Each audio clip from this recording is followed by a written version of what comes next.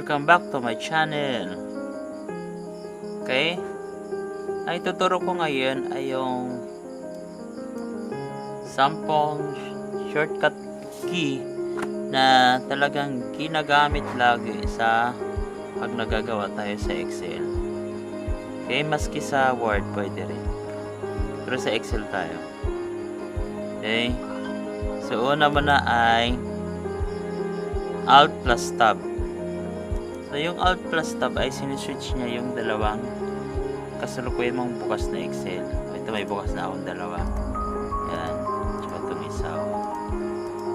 So, pindutin mo lang yung Alt plus Tab. O, lilipat-lipat na siya.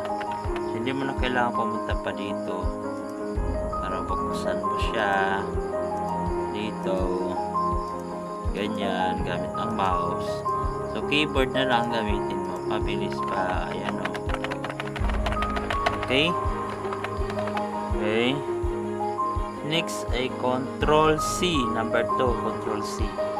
Control C naman ay copy text.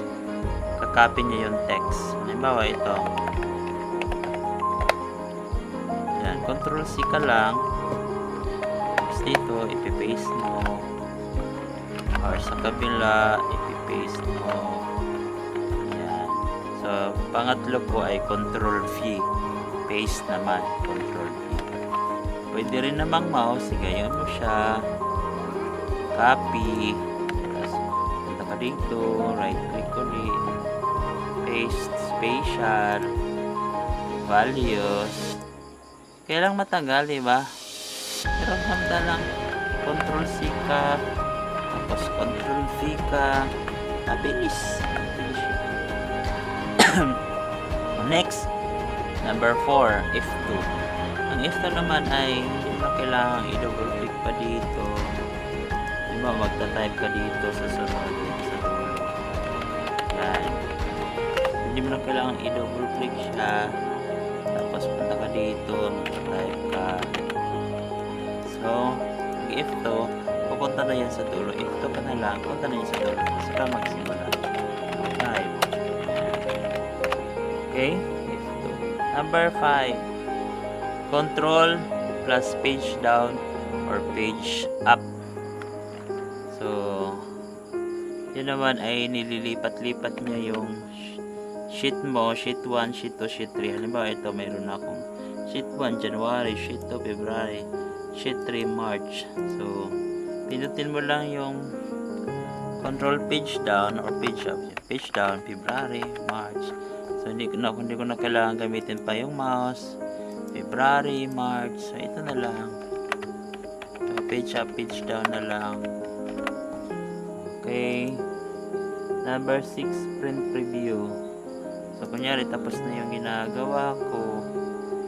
Kunyari. So, print preview ko na lang siya. So, hindi ko na kailangan pumunta ba ng file. Tapos, papunta ako dito sa print. Para mag-print preview. Diretso na lang. Control F2 na lang ako. Control F2. Ayan. Diretso na siya. Control F2. Ayan. Okay. Tapos print. Control P. Print number 7. So, hindi ko na rin kailangan pumunta dito. Ganyan. Print na lang. Control P. Print. Next, number 8, shift space bar. So, isi-select naman niya yung buong row. Halimbawa ito, gagamit ako ng mouse ito. I-select ko siya, pinutin ko lang siya. Pero kung keyboard naman gamitin ko, mas mabilis, shift space bar lang ako. Yan, tapos gusto mong palawakin, arrow down ka lang. Pinutin mo yung sabay ng shift tsaka arrow down. Sa taas yan. Okay? Next, number 9, control space bar. Control space bar naman ay isi-select niya yung buong column. Diba ito? Control space bar, yan. Hindi ko na kailangan pumunta pa dito. Kasi ako isi-select ko yan. Hindi namang, diba dito ka? Control space bar. Okay? Number 10. plus control 9, i-hide naman niya yung buong row.